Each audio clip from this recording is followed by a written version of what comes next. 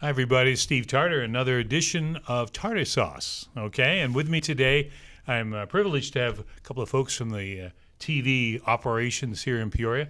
Molly Jirasek, Assistant News Director at HOI ABC, formerly Channel 19. But, Heart of Illinois ABCs. Yeah. Heart of Illinois, we describe it. And Eugene Daniel, Anchor Producer at WMBD TV, Channel 31. Yeah. Welcome, both of you. The subject today, we hear it all the time. We've been hearing it for several years now. Fake news. I thought I'd start off by just asking each one of you, how do you define fake news? Molly? It's a good question. The dictionary doesn't really know how to define it either. You looked? I did, actually. Yeah, I did. They probably got it as close to as you can define it, which I think fake news is any type of information that is knowingly wrong or incorrect and tries to mask itself as being true. Whether it comes from a online source, a bot, a person, anything that is trying to tell you that something is a piece of true information, which is not. Eugene? How about you? I would second that. For me, it's information that is deliberately or willfully ignorant without due diligence, and is passed along as truth. There's a large conception now for what fake news, and I'm sure we're going to get into that. But at its core, it's something that is, for me, purposefully done. And that is done without due diligence to continue to push off as if it is factual. I think you have to take those two things into consideration when you're considering what fake news is. Now, both of you work and deliver news on the TV side. Has the whole concept of fake news changed the way you do your job? Yes. We're always careful about what we're publicizing, and that's ever more present now. But the thing that I've noticed that has actually changed more from the TV side of things is personal safety. Ever since that rhetoric has kind of hit the mainstream, hearing that term fake news, you had President Trump refer to journalists as the enemy of the people, quote unquote. I've noticed a lot more hostility from people in the field for myself when I did used to report in the field, and when other reporters are engaging with strangers, occasionally there's a bit of hostility about that, or you're fake news, or you're with that TV station. They do all that fake news, or something like that. I mean, I'm not saying like but people, you hear something like that. People just they get angry, they get hostile. I mean, you don't even have to do anything. They just see the logo on your mic flag, or that you're in a marked vehicle, and they can get quick to anger, and that worries me a bit. The people we have here are good people, and I always want them to be safe when doing their job. And sure. That's become more of my concern with this particular movement. Oh, Eugene? Yeah, I don't know if I can quite say the use of the term fake news has changed. I think it's definitely fed into the dissenters of media. I think when you think of the concept of the media is not telling the truth, that's something that's been around for a long time. So from that aspect, it doesn't change what you do for your job when you're a reporter, when you're working in news, because we're all going to go through and make sure every single I is dotted and T is crossed as best as possible, so that we're putting together the most accurate information according to all of our resources and what we know. I think what I would attribute in the larger scheme of within fake news is the polarization of beliefs. And I think that is kind of what has taken things to an entirely different level now, where people are more motivated by what their yearnings are as far as where they stand on either a political standpoint or where they stand on a particular topic than they are on facts and information. Part of that, I think, is probably a natural evolution where we've seen people simply have access to closing themselves off simply to what they think or people who think like them. When you look at social media, when you look at how some, yes, media corporations tend to lean their different ways. But I echo the hesitation at times when you're dealing with people who right now seem so fired up that at times you have to think about the potential of, okay, what's happening, what's possible as far as dangers and pushback. But I would say bigger than fake news, it's that polarization right now of people's beliefs rather than looking at facts and information. How much of and obviously this is, a question we could take, for many, many hours probably spending, but how much of this is a social media problem? Because obviously we're on a newspaper, we do podcasts, we're online, you guys are online, TV, all over the place. Yeah. But we know about Facebook now. How much of that is the problem? It is undoubtedly part of the problem. I will say that it's not the worst of it that is yet to come, I think. The worst is yet to come? I absolutely think the worst is yet to come. And goody. I guess it'd be a good time. I did bring this article in, actually. It's from BuzzFeed. I know that sounds ridiculous. Once in a while they come out with a little gem. And this one is about the quote-unquote fake news crisis.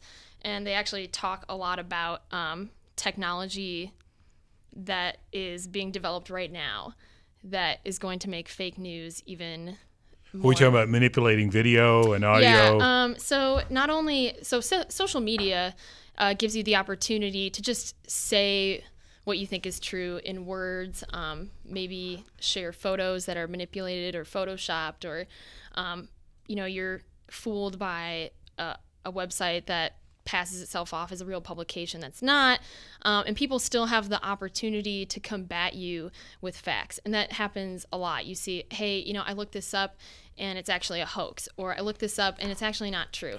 So you have at least a dialogue going on there.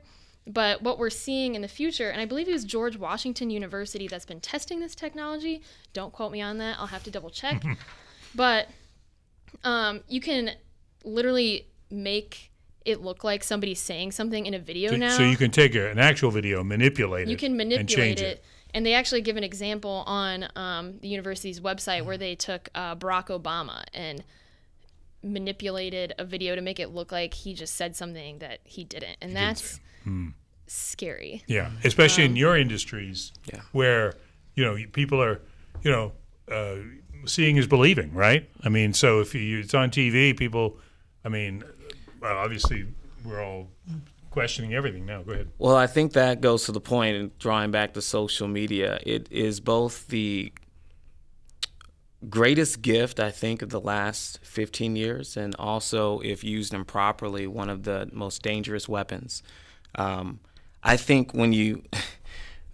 if all of us in this room had an account of our version of the truth, right, and we all spoke it, and there was another person in this room that had to figure out which one of us was telling the absolute truth, not knowing what happened, right, that's going to be a lot more difficult if there's only one person who's able to be in the room that's looking at it. You only have one vantage point. Sure. Kind of what I'm going with that is, in the past, right, in years past, what you would have is the media was the trusted guard. That was the trusted guard to be able to disseminate information for individuals.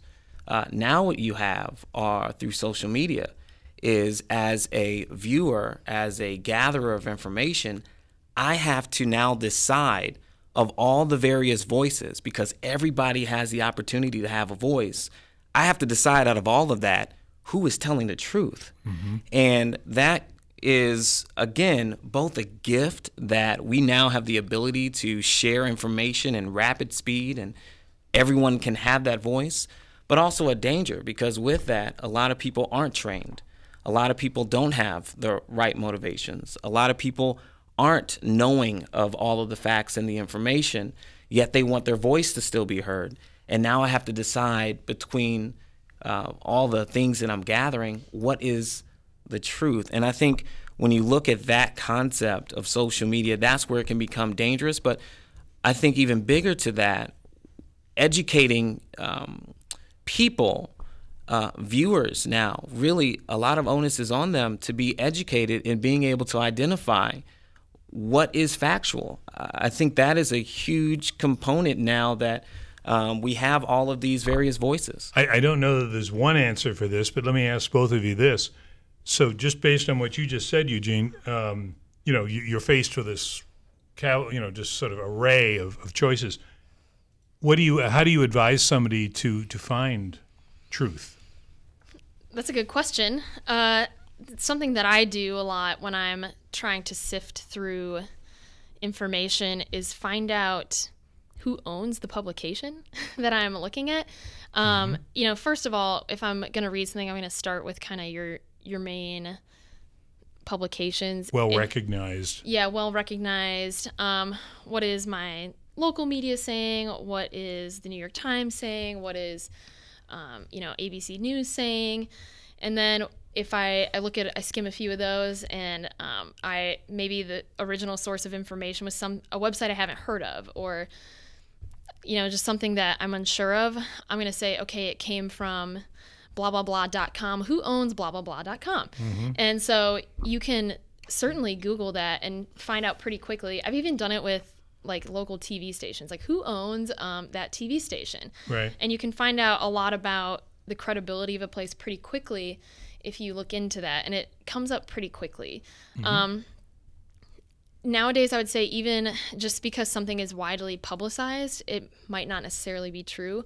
We saw that. I was talking about it earlier with our gentleman behind the scenes here about Nicholas Cruz being associated with a white supremacist group. That was actually published by the New York Times, that was true and corroborated. And, several hours later into the day, they had to go back on it. Pull back, say, that we're not sure that that's actually true.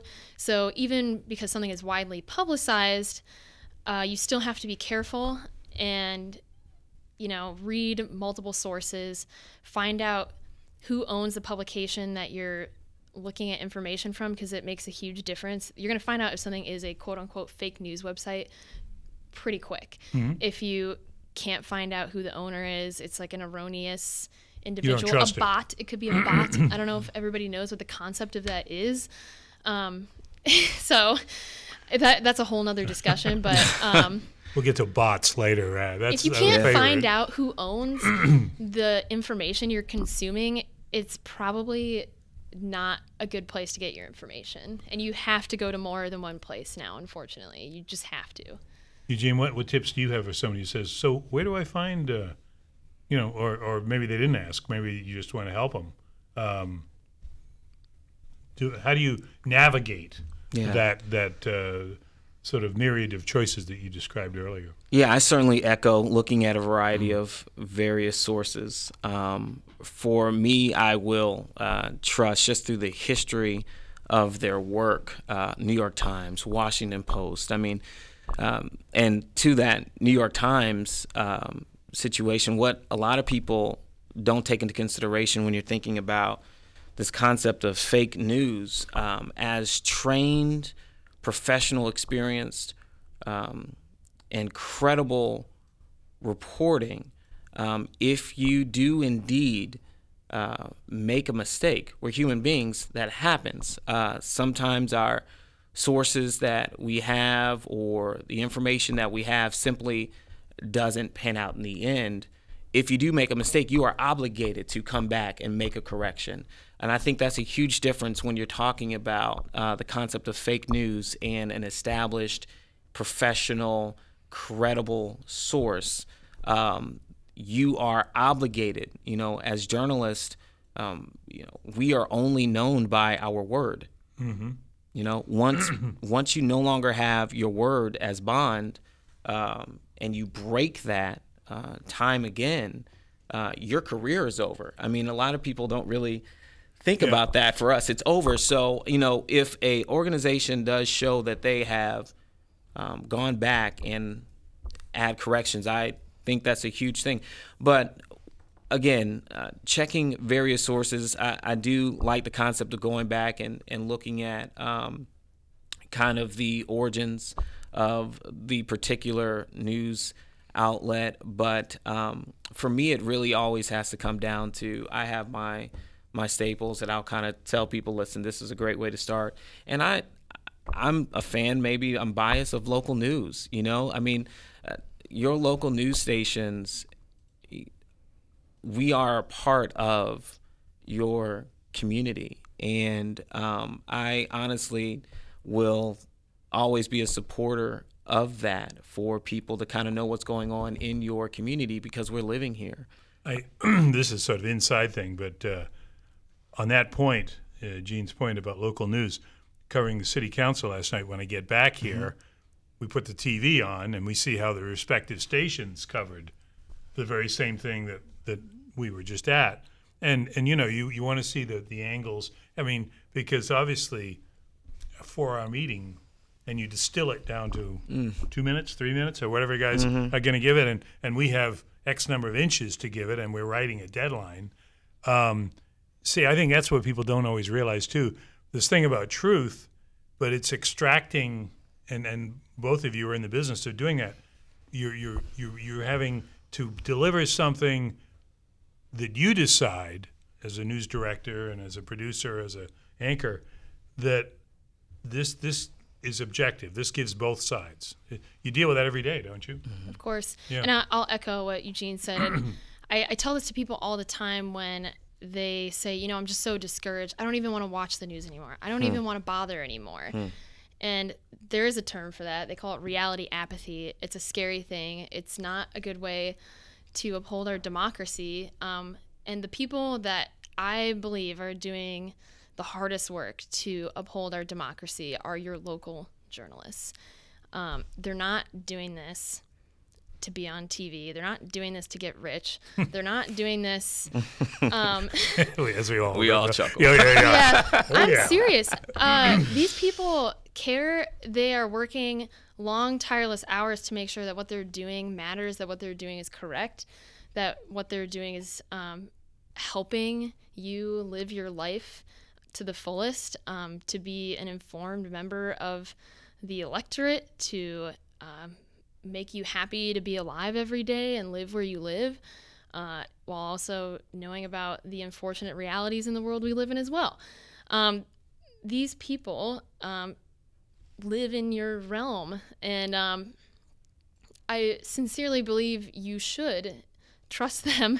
And the more trust we can get from the public, the better we can do our job. And the thing that you could do a city council meeting, cover a city council meeting, and get 10 different stories out of it. Sure. And all of them could be true. But, like you said, you have to take one occurrence or one story and narrow it down to simply what matters to people. And a lot of times you could ask multiple journalists what matters out of this story and maybe get the same thing because it's glaringly obvious. Other times you're going to get 10 different nuggets that stuck out to people, and they all matter to somebody out there, and that's okay. But the thing that I always guide people on is what matters, what's important about this. Forget, the frivolous extras. What is important to people, and can you deliver that to somebody in something that they can easily understand and consume and make their life better? And that's our job. Mm-hmm. It's serious. I will say one more thing and I'll let you pass it off, but we have the power to determine what shall be deemed important and what shall be deemed ignored. And that's a huge responsibility. Yeah. And nowadays with social media, other people are trying to tell us what is important. That's helpful. But ultimately, every day, we have to understand that tremendous power, and that, all eyes are on us. Eugene, have you seen The Post, the movie? I haven't yet. I haven't seen it yet. It's on the Molly? bucket list. It's on Not yet. Okay. It's on my bucket list. Well, you read something from BuzzFeed, and this is something from TechCrunch. Just John Evans wrote this. He said on the subject here that we're talking about, it's the internet's fault, we're told. Everyone bellows fake news because the fragmentation of the media, coupled with the dominance of Facebook and Google, mean we no longer, and this kind of gets back to your point, Eugene, earlier, we no longer share any consensus view of reality. And again, it depends how old you are. If you remember Walter Cronkite, if you remember that era when we didn't have cable news, let alone internet. But anyway, after viewing The Post, the movie with Hanks and Meryl Streep, I realized we never did. We used to have an imposed view of reality, not a consensus one. Iraq, and people who don't remember Vietnam, they're saying Iraq was not particularly different from Vietnam. The White House lied to the people. The media accepted and promoted those lies, and a war that consumed thousands of lives and billions of dollars ensued. Now, that's John Evans at TechCrunch. What do you think about that? I think it does fit into what I said earlier, that now the ability to have more opportunities for information can be both the greatest gift and also a danger at the same point. And as I said, media, no one is perfect. We're human beings at the end of the day, but the weight of having to carry understanding what the information you're disseminating to your community, what it could mean, and understanding the weight of, as was said earlier, we have to decide what is the general public going to deem important within this. But as far as TechCrunch, that's a very interesting statement there, because when you think about, again, looking at the history and the evolution of the media, I think it goes back to the end of the day, people do have to, I think, have an ability to have information presented in front of them. And now more than ever, really, we almost have to help and to coach and teach people to be able to look at the information and say, okay, here's what I have. Here's what I can weigh. And if there's something you said earlier, Molly, that, for us and for people, they need to trust us. I wish that were the case all the time, because you and I both know, we all know we have to earn that trust of them. That happens over time of things. But I encourage people that I talk to in the community, if there's something that is to you feel as though it hasn't been reported, is being left out, or you think needs to be covered more, call. Mm-hmm. And let somebody will answer. Let us know. There's no automated system. Right. That's the other portion of that community media relationship, right, within the local news. When I leave, and it's funny, I say this often to my church community, man, they grill me sometimes, on what is going on, and I appreciate it. Because it allows me to know what's important to them and what's been either missed, or what do they think was, important for them. So definitely don't be objecting to pick up the phone or send an email or whatever you need to do to say, hey, these are things that are important to us. We would like to see some realm of, looking into this. And you like that kind of feedback. Oh, I love that. I mean, that's what we thrive on. Molly, do you look at Facebook differently now that we've had these revelations about Russian meddling and other things, using the power of Facebook? Do you look at it differently? With your question, do you mean from like a local standpoint? Do I look at it differently for what we do either in our locally roles, or just like just in general, the role of Facebook? Either way. I don't think it really changes how we use Facebook on a local level in news. Our role has always been the same, no matter what. I mean, no matter what happens in people's discussions about fake news, our job has always been the same. Tell the truth. And, the only thing that this dialogue says to us in our job is there's very little room for mistakes. Nobody on a local level here is going to intentionally make a mistake. If you make a mistake, you messed up and you need to correct it. Like Eugene was saying, you have a due diligence to correct the mistake and be transparent about that. But whether it's TV or Facebook or your website or whatever, our job is the same. It's to be accurate, reach as many people as possible with the information we're disseminating, be useful, be correct. So in terms of our role, I don't think it really changes anything because our job has always been the same. On a general level, it really goes back to what Eugene's been saying over and over again, is you have a responsibility now to vet your information that you're consuming, and that's the reality we live in now. I would go further to say that I think it really should be something that schools teach at a young level now.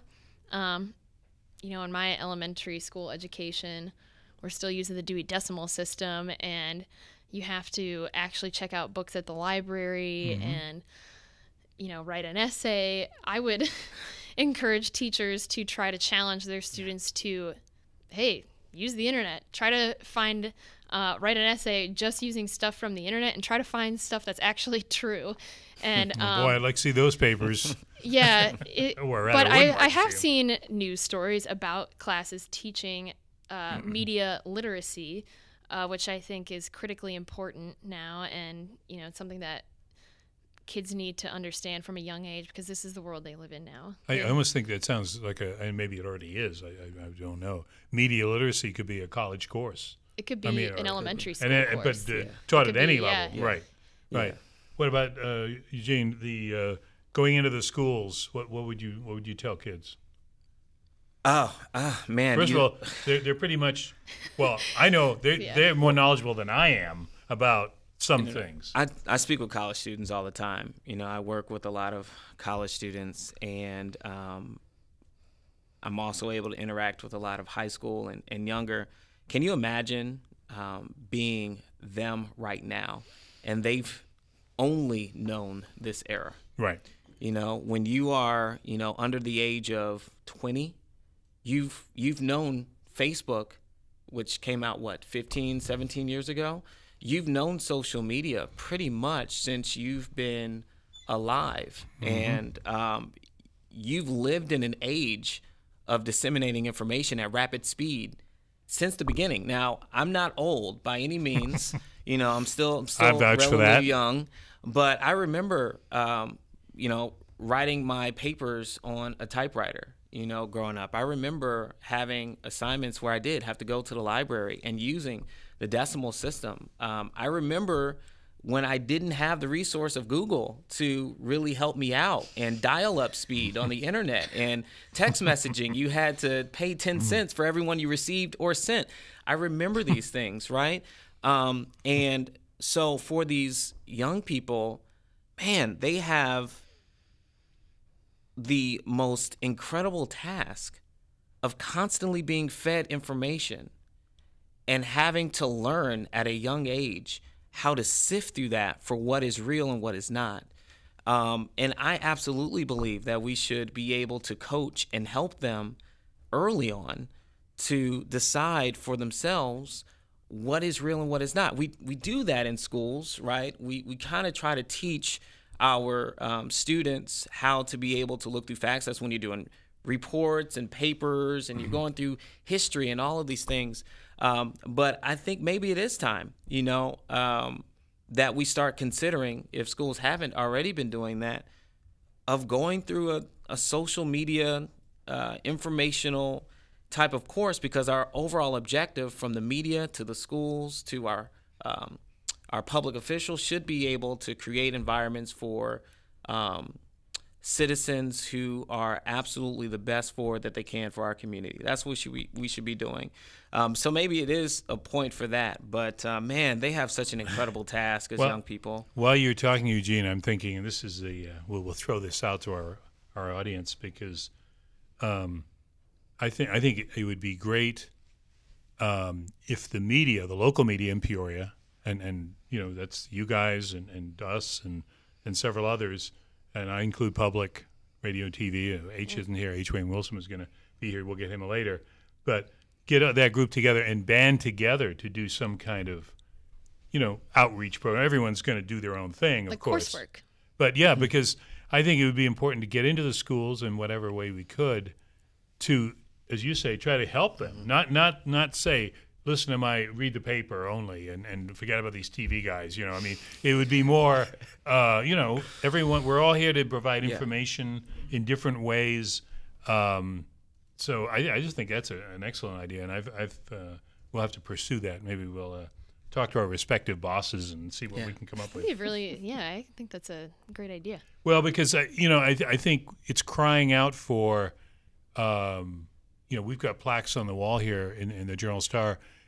They used to have, and this goes back 15, 20 years, Adopt a School program where I think the Chamber of Commerce or somebody launched it, and entities, businesses throughout the community would adopt a specific school, and then they'd send in their employees periodically to do things. And it's a great program. I think it, like everything, is cyclical and it has fallen by the wayside. But we still got the plaques on the wall of schools.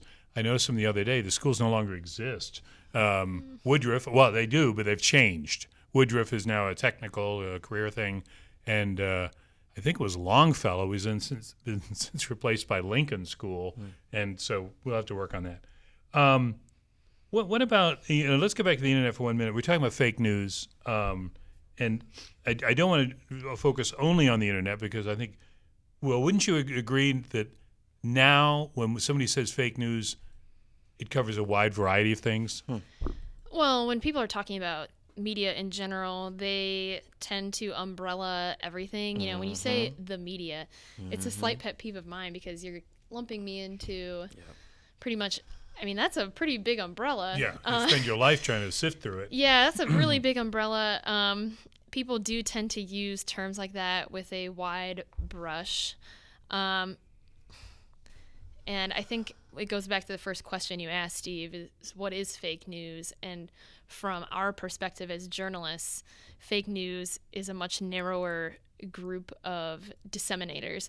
So I guess we hear our president, and again, we try to not make this political, folks. If you're thinking this is, we're trying not to. But you can't help but notice that the president will use it to describe something he disagrees with. If somebody has Washington Post, New York Times, whatever it is, has a report, well, that's fake news.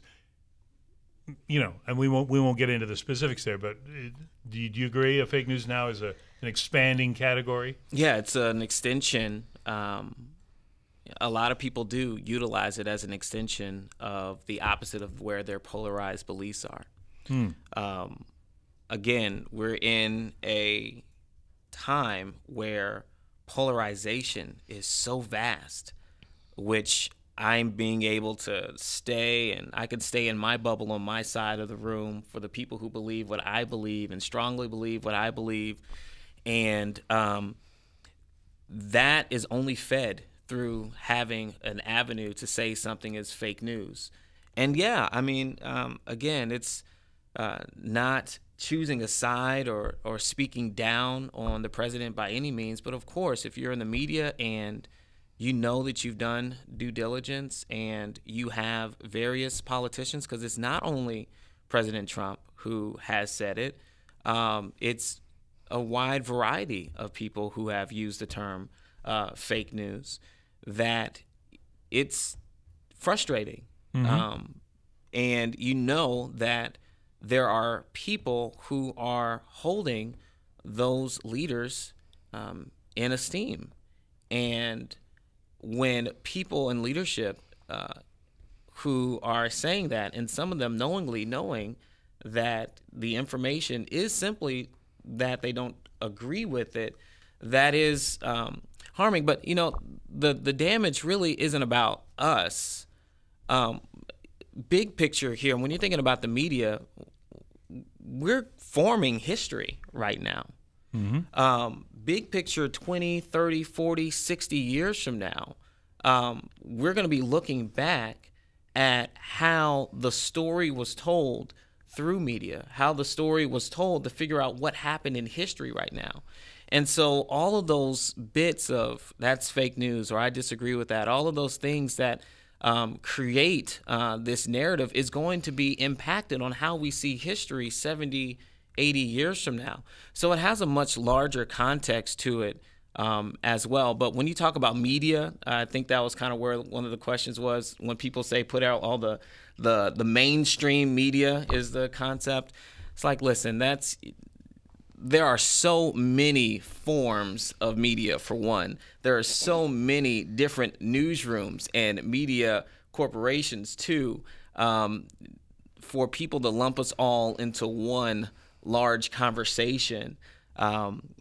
That's not an accurate way and portrayal to go about how the business goes for people who, their trust right now needs to be a little assisted as far as coming back to the media. We're not all the same. And for that reason is why I believe you need to be able to look at various sides of arguments, and you need to be able to take in a lot of different information. It goes back to being able to understand what is factual, what is not. But no, we're not all the same. I can tell you that now. We are not all the same. Quite different. Yeah. The thing I will add on that with your comment about the president, and it's not political, but it is troubling when you have the leader of the free world and of your country using a term like that very lightly, which is indeed a logical fallacy. That's probably the most troubling part, because really the concept of fake news is not new. You can look at War of the Worlds, how everybody reacted when they heard that. Mm-hmm. You could call that fake news. Yep. Nazi propaganda, you could call that fake news. There's a lot of fake news, quote unquote, that has happened over the decades. And there's nothing new about that, but people have always been able to, at some point, go back in our history, which is so important. The responsible journalists over the decades, the responsible leaders over the decades can say, hey, guys, let me clear this up for you. That's not true. And that goes back to what Eugene was saying is, the responsibility that comes with clearing those things up. And when we look back in our history books, I honestly don't know what it's going to look like. I don't know what it's going to say, but I don't know who is going to say, here's what's really, really happened, everybody. That's kind of the most scary part of all of that. And what it does, as it chips away at that trust for us against the media, people have to understand one of the reasons in which the media was established was to be that checks and balances outside of the political system.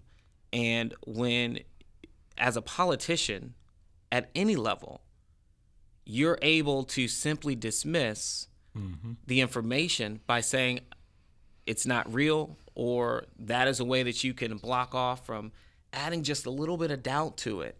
And as you see that growing number of people who are saying, oh, okay, no, I don't believe that either, what it does is it diminishes in some ways the role that the media can have on being that checks and balances. Just yesterday, New York Times reported that Hope Hicks, who is the communications director for Mr. Trump, she admitted in front of House investigators that she occasionally would tell what she called white lies to protect Mr. Trump. And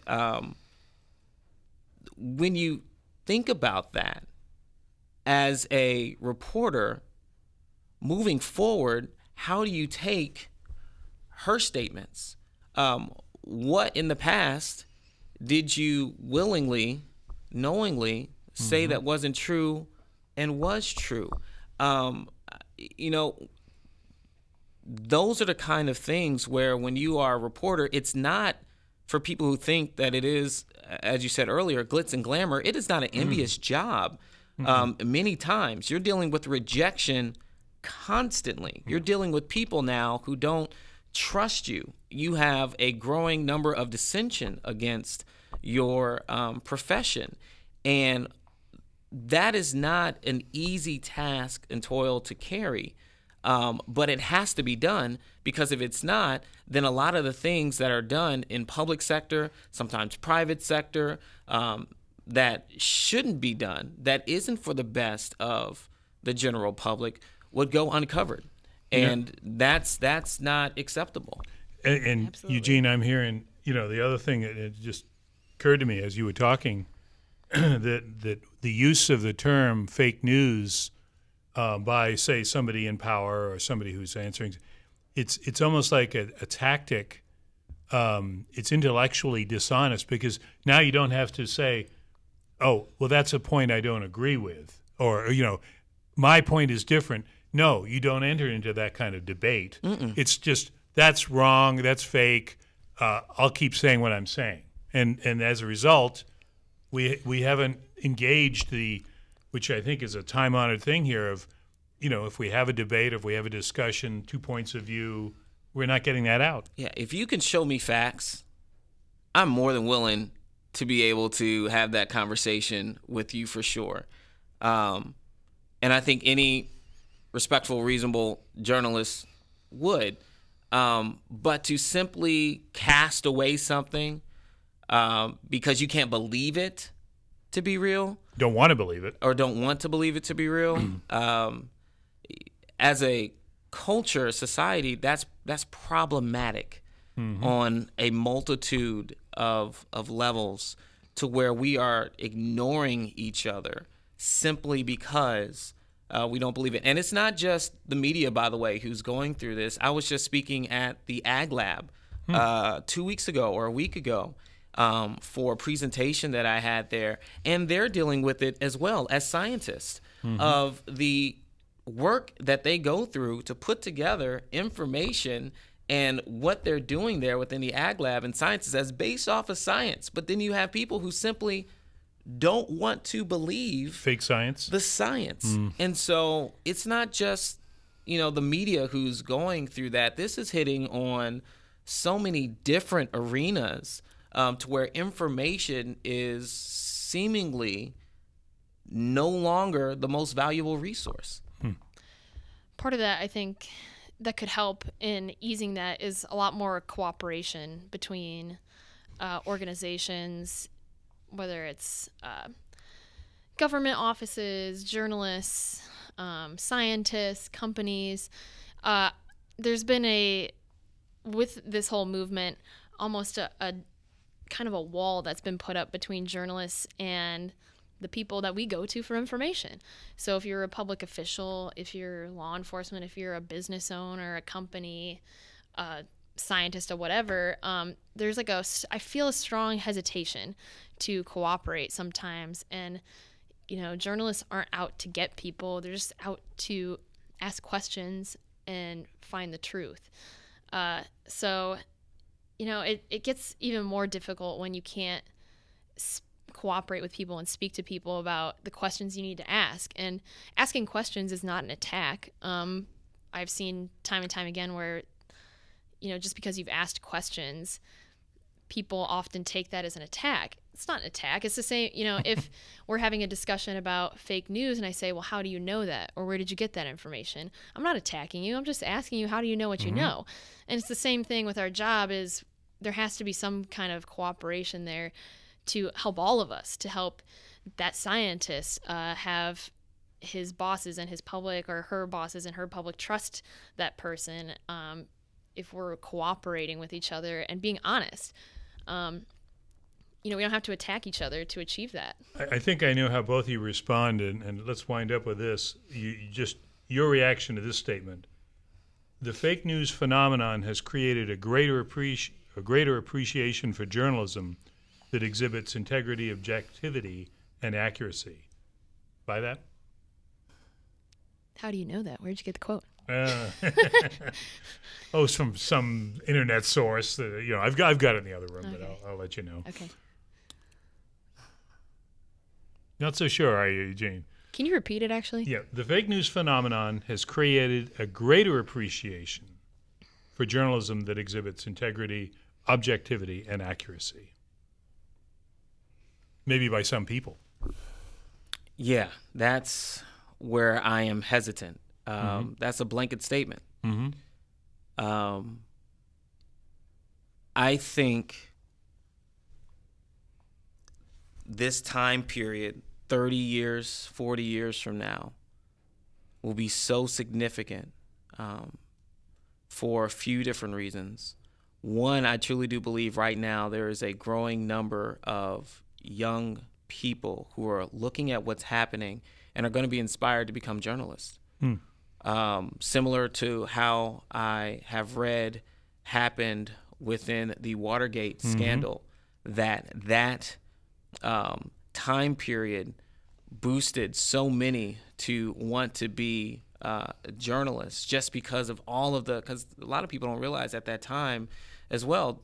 Again, we didn't have the term fake news, but there's a lot of people who didn't believe what was going on, and the media trust and all those different things were being hit. And those journalists, they did throughout that time period make some mistakes and to come back. I mean, there's a lot that went into that story over time. And I think today what we're seeing at all levels is going to inspire people to want to be able to know how to figure out what is true. And I think that's going to inspire a lot of young people to want to go into the profession. I think also as we go throughout the years and the dust settles for all of this, it's going to be significant on how we move forward in journalism, in how people receive information, how they perceive what is true, and then also how things might be run in places of power as well. I think what we are seeing right now is going to have a major impact and hopefully get to that place in about 30 years. But right now, I think we're still in the midst of a storm. In the battleground. And fake news is an easy way out of difficult conversations that need to happen well beyond just the media. We have a cultural, societal issue right now of polarization and being able to join together, unite, have solid discussions over the facts. And that's not just media, that's political. Across the board. That's across the board. We have a really big issue right now in a societal standpoint of being able to listen to one another, to look at the facts, and figure out what is true and how to move forward and how to deal with each other, even if we don't like what we're listening and hearing from each other. So I think right now is going to be pivotal for what happens 30, 40 years from now. I don't fully agree with that for everybody at this moment, but hopefully in a few decades we can see that as we're able to kind of step away from this. Hopefully by then we can step away from this and kind of let the dust settle. Molly, any last words here on this? Well, I feel like I'm in a little bit of a bubble of the people I know, that I have lots of friends who are journalists, and I think among my inner circle, I see a really great appreciation for good work in my own circle. So I have to remember that maybe not everybody is sifting through things in that way and finding these, beautiful articles of truth and great information. And I do think there is a large amount of media and reality apathy, that people are more and more just not even looking. I can't tell you how many friends or people I know in my personal life who have just told me, I just don't watch the news anymore, or I just don't read the news anymore. It's too much to do. People are busy. That's part of our job is people are busy, and they need the information they need in a timely fashion that they can understand. And I don't want to fail them on that. And when people say that to me, it kind of hurts, I say, if you're frustrated watching cable news, or if you're frustrated sifting through the web, why don't you look to your local news? Because that's where you really are going to cut to the nitty gritty. And that the people who are, it's a human being, like a person, it's like me probably sitting behind the computer and sifting through all the information, copy editing, making sure it's right. So I would hope that maybe that is true, and that people won't be apathetic, and that they will search for the truth, and that we can help them do that. I think right now that probably is not as true as I would like it to be. But I do agree with Eugene that, you know, a lot of times with youth there is motivation and vibrance, and hopefully. Well, we've seen it in the Florida shooting. Those high school kids have led a charge that has been probably dormant. We don't want to get off on another issue here, but you can see the vitality. There's a fire out in of a tragedy that generated. So, well, we're just about out of time, guys. We've been talking about fake news, and we've got some real news people here. So I thank you, Molly, and Eugene. Thanks, Steve. And Matt Dayhoff, who put all this stuff right over the airwaves or whatever we call this on our Facebook world. But this is Steve Tarter, and hey, we'll see you next time on Tarter Sauce.